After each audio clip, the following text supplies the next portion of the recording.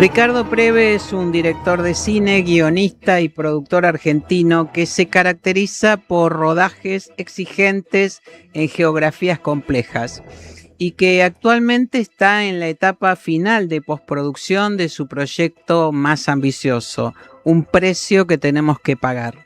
El documental indaga el misterioso asesinato del periodista argentino Ignacio Ezcurra, que había sido cronista del diario La Nación, desaparecido en mayo de 1968 durante la ofensiva del Tet en la guerra de Vietnam. Estamos en los estudios de GPS Audiovisual Radio con Ricardo Preve. Es un gran gusto recibirte por fin, después de tantas notas por Zoom y desde la distancia, que estés aquí en Buenos Aires. Bienvenido. Muchísimas gracias, Julia. Gracias también a toda la gente de GPS Audiovisual, no solo por entrevistarme a mí, sino por todo lo que hacen ustedes para el cine argentino. Y felicitaciones. Tengo entendido que te van a dar un premio muy merecido, por cierto, de parte de Argentores, Sí. en una ceremonia el 9 de septiembre en la sede en Pacheco de Melo. Sí. Así que te lo mereces y estoy muy contento de haber escuchado esta noticia. Bueno, muchas gracias. No quería hacer todavía, pero te agradezco la mención. Sí, es una buena noticia que tuve en estos días y que me pone muy, muy contenta porque, bueno, es el reconocimiento al trabajo, ¿no? Claro, Y eso es muy importante. por supuesto. Sobre todo en tiempos donde no se suele reconocer el trabajo que realizamos muchos, ¿no? En la cultura. Bueno, vamos entonces a un precio que tenemos que pagar. Elegís aparecer en pantalla. En realidad yo no quería aparecer en pantalla, Ajá, ¿y qué pero te llevó? tuvimos un problema en cuanto que el gobierno de Vietnam no nos aprobó que apareciera una periodista que nosotros habíamos contratado para hacer el trabajo. Y bueno, la idea original era tener a Clara Preve, que es una corresponsal de guerra argentina, junto con esta periodista vietnamita, las dos mujeres que habían trabajado juntas en la investigación, también estar juntas en Vietnam en el rodaje. Y bueno, un poco como me ha pasado otras veces, yo no quiero estar enfrente de cámara, creo que además la película sufre de eso porque si sos director tenés que estar afuera mirando el encuadre, mirando lo que hacen los personajes, en vez si estás en cámara estás adentro de la historia. Pero bueno, no logramos todos los permisos que teníamos que tener, si bien quiero destacar que la colaboración del gobierno de Vietnam fue excelente, pero en ese caso no lo pudimos y así medio de último momento, ya viajando a Vietnam se decidió que yo iba a aparecer en la película. ¿Y eso qué determina en el contexto de la película? No vamos a dar detalles porque esto se verá cuando se estrene el documental, ¿no? Pero digo, ¿a qué te obligó ese cambio? Sí. Bueno, me tengo que poner yo como protagonista también, como personaje de la película. Y fue una responsabilidad agregada, ¿no? Como guionista, productor, director, también aparecer. Y sobre todo porque la otra persona que aparece conmigo mayormente en Vietnam es mi sobrina segunda, Clara Preve, que no es una actriz, ella estaba, es la primera vez que aparece en una película, es corresponsal de guerra, pero de medios de prensa. Está más acostumbrada a esquivar balas que hablar en frente a cámara y era un poco más difícil de dirigir siendo al mismo tiempo actor, porque no podés estar siempre dando indicaciones. Pero por suerte salió muy bien y definitivamente me dio una perspectiva adicional estando adentro de la historia como personaje y no solamente como director. Ajá. ¿Y eso cambió tu percepción sobre la película? Sí, la cambió en el sentido que tuve la suerte de tener un gran equipo y al tener un gran equipo podés confiar en tu director de fotografía, en tu sonidista, podés dar los lineamientos generales de un encuadre, de una escena y confiar en que ellos la van a hacer bien y por suerte así fue. Ahora, al reconstruir la muerte de alguien de hace más de 50 años, ¿no? Una muerte rodeada de misterio. ¿Es fácil caer en la estética del true crime? eh, Es verdad. televisivo, ¿no? ¿Cómo hiciste, qué decisiones tomaste para salir de esa posibilidad y que sea más una película de autor? Sí, yo siempre trato de hacer documentales para ir al cine, a las salas de cine. Mm, Quizás porque esa es mi formación, quizás porque tuve la suerte de trabajar, por ejemplo, en Mondovino, que fue un documental que sí. fue selección oficial en Cannes, que estuvo en los cines. Siempre para mí la orientación es el cine. Mismo hoy estamos haciendo una gráfica en postproducción y mi editor me preguntó, mi diseñador gráfico, si, digamos, el tamaño de la gráfica se iba a ver distinto en el cine que en un celular o en la televisión y qué quería privilegiar. Yo quiero privilegiar el cine, un poco porque también siento que es un arte y una experiencia humana el ir a un cine y sentarse en la Mm, oscuridad con otra gente, con el celular apagado, ojalá, por favor. ojalá, inshallah, como dicen en Sudán. Y para mí siempre la idea fue no entrar en lo televisivo, en el true crime, como vos decís, y enfocarme en el cine. Lo planteé del principio. Ujú, ujú. Así que fuiste tras de eso, de ese objetivo así claramente. Absolutamente, y yo creo que eso también te condiciona un poco, digamos, la duración de los planos, más en el montaje, digamos, Mm, buscar una estética y un montaje que apuntara a alguien que va a estar con vos 1 hora y media y que se tome el tiempo de ver la historia y de desarrollarla sin estar apurado y sin estar con esta típica cosa de la televisión, que a los 15 minutos hay un corte para mm, publicidad y hay gente que hace eh, medios audiovisuales pensando en eso, ¿no? Yo sí. no lo pienso de esa forma, lo pienso como 88 minutos de corrido. Ujú, ujú.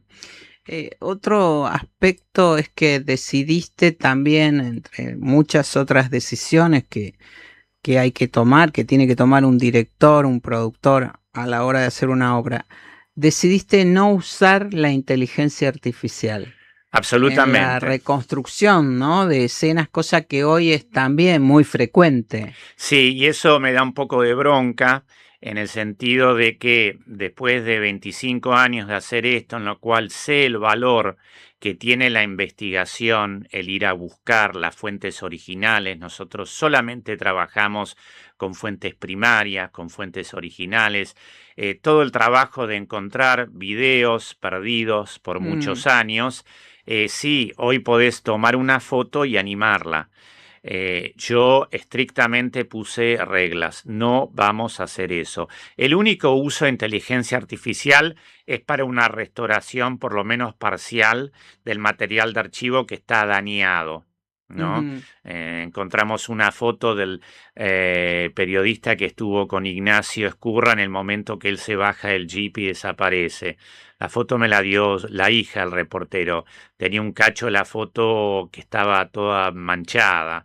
Así que algunas cosas ujú, así sí, pero si no, no uso la inteligencia artificial en mis documentales y privilegio la investigación seria. Si hay un video, fue un video. Además de que no me fío jamás, yo quiero tocar las cosas, mm, ¿no? Nosotros encontramos fotos de Ignacio Escurra muerto nunca antes vistas, encontramos un informe de la Cancillería Argentina que se había perdido o que había quedado oculto. Bueno, yo fui a ver a la persona que tenía el informe de Cancillería y lo toqué ese informe con mis manos y lo pasé hoja por hoja y lo fotografié todo. No permito que utilicemos fuentes que no podemos verificar de forma ujú, directa. ujú. Bueno, es una decisión y es también un punto muy alto, ¿no? Es un precio que tenemos que pagar, parafraseando el título de la Sí. película, porque es mucho más barato tomar una foto, no sé, tenemos una foto de un helicóptero en Vietnam volando arriba de soldados, uno podría fácilmente animarla 5, 7, 10 Mm, segundos y parecería que hemos conseguido un video de esa situación.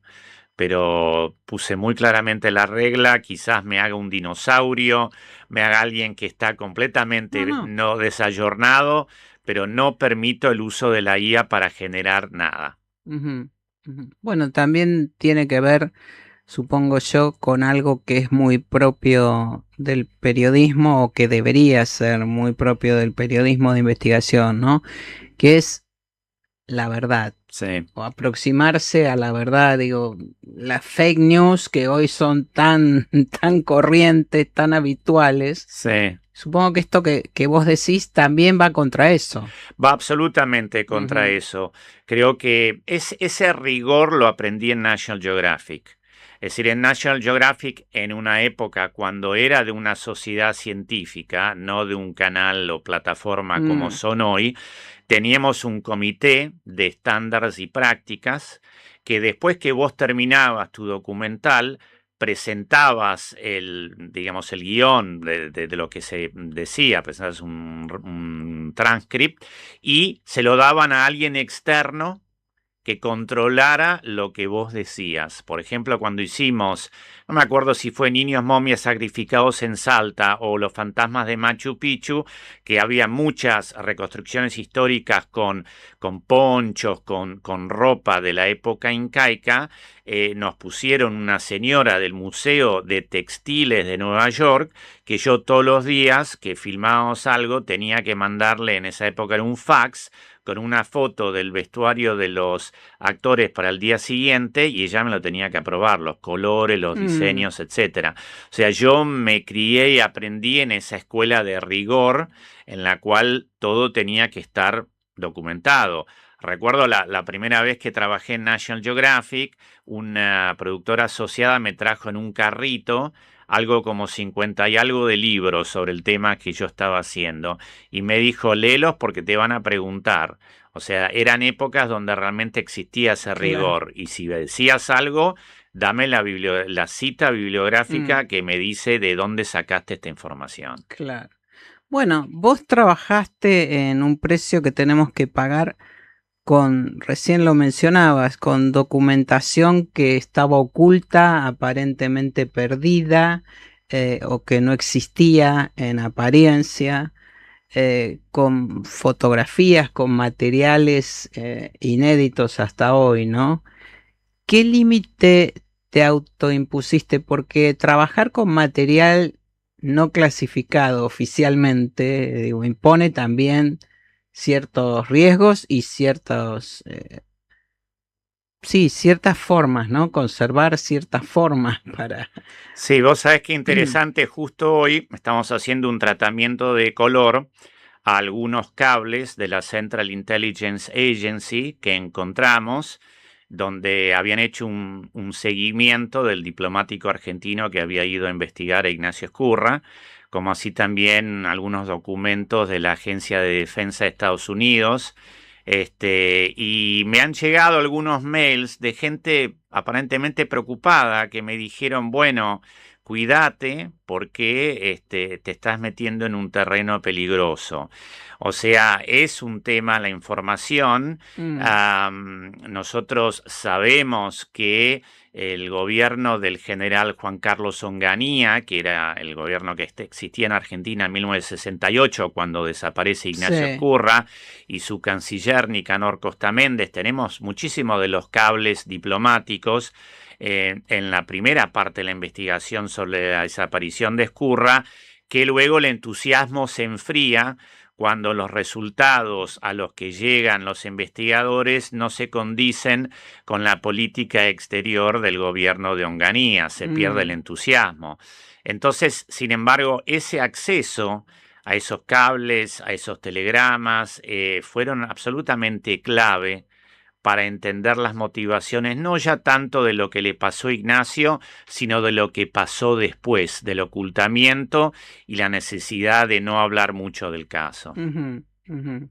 Que esto, bueno, será uno de los grandes temas de un Sí, que precio que tenemos no que quiero pagar, ¿no? revelar No, todo, claro, pero claro. digamos, definitivamente hubo una versión temprana de los hechos que nosotros abordamos con total imparcialidad. ¿no? Nosotros Ujú. realmente partimos de cero, sin saber demasiado. Y después nos fuimos dando cuenta cada vez más que la versión oficial inicial de cómo había muerto Ezcurra, que decían que no se sabía qué había sucedido, etcétera, en realidad era medio un caso de no hay peor ciego que el que no quiere ver, y Mm, ahí fuimos encontrando nuevas pistas que nos indicaron qué le sucedió. ujú.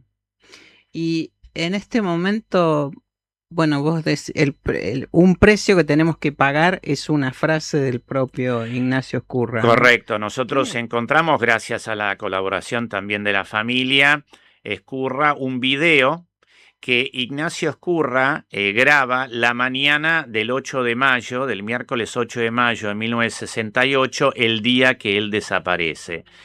Y esa mañana él graba este video en castellano, en Saigón, enfrente del ayuntamiento de Saigón, enfrente del Hotel Rex, que era el lugar donde estaba la oficina de prensa de las Fuerzas Armadas de Estados Unidos, y él habla del asesinato de 4 de sus colegas 3 días antes, y él dice que si bien, digamos, él dice que era un precio que teníamos que pagar para estar contando y documentando la historia más importante y quizás más triste de ese momento.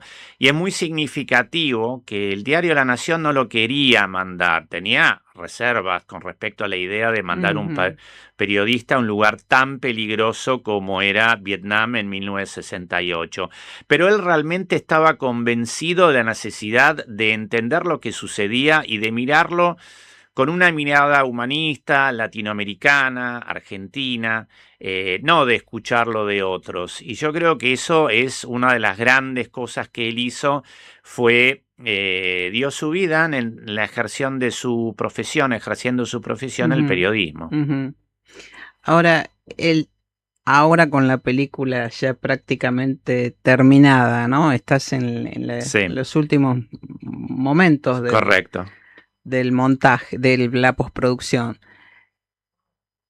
¿Adquiere un nuevo significado para vos esa frase, ese título? En realidad me doy cuenta que todas mis películas y probablemente también las de otros directores son un precio que tenemos que pagar, porque yo por lo menos de la forma que trabajo sé que si me embarco en un nuevo proyecto audiovisual, en un documental, una ficción, estamos hablando de entre 2 y 5 años, estamos hablando de un panorama muy difícil para la Ujú, financiación, estamos hablando de muchas decepciones, de muchos desafíos.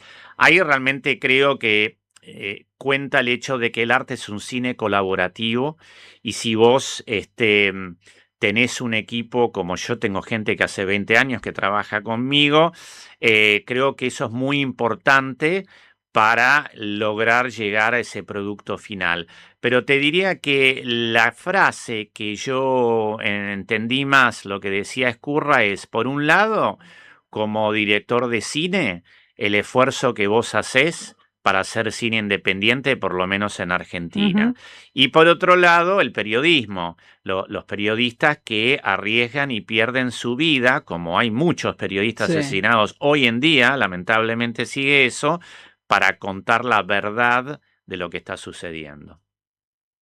bueno, o sea que un precio que tenemos que pagar es Sí. una revelación en muchos sentidos, va a ser una revelación en muchos sentidos. Bueno, a mí me gustaría pensar que Ujú, sí, digamos que no se trata de un documental didáctico, educativo, y no se trata solamente, si a mí me gusta contar historias grandes o abordar temáticas grandes y universales a través de pequeñas historias, ujú, ¿no? En mi documental anterior, Algún día en algún lugar, nosotros contábamos el tema de las migraciones, que es un sí, tema mundial que afecta a centenares de millones de personas, con un número muy limitado, una docena de historias de inmigrantes sí. latinoamericanos en Estados Unidos. Bueno, en este caso es una situación parecida. La historia de Ignacio Escurra va más allá de su propia historia.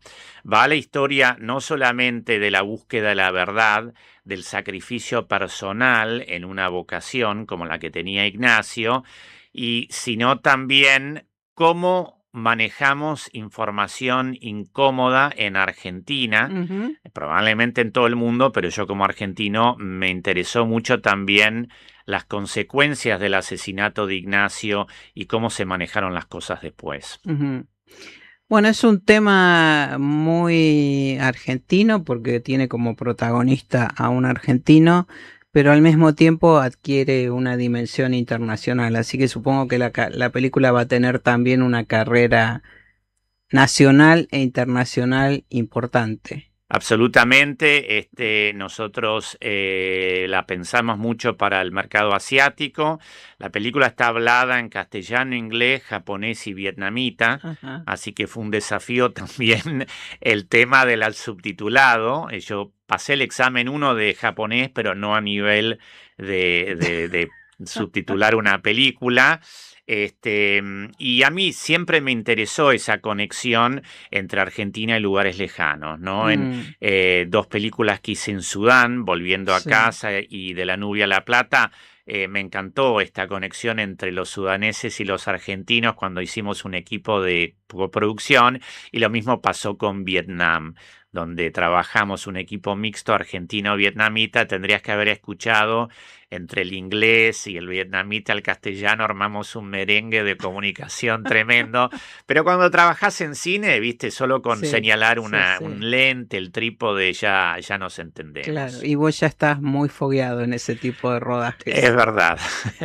Ricardo Preve, muchísimas gracias por acompañarnos, por estar hoy aquí en GPS Audiovisual Radio. La verdad, un verdadero placer. Era un pendiente, uno de mis pendientes, digamos, que estuvieras aquí en el estudio. Muchísimas gracias a vos, a Norberto, a Gonzalo en los controles y a toda la gente de la radio. Ahí te están saludando desde el otro lado del vidrio.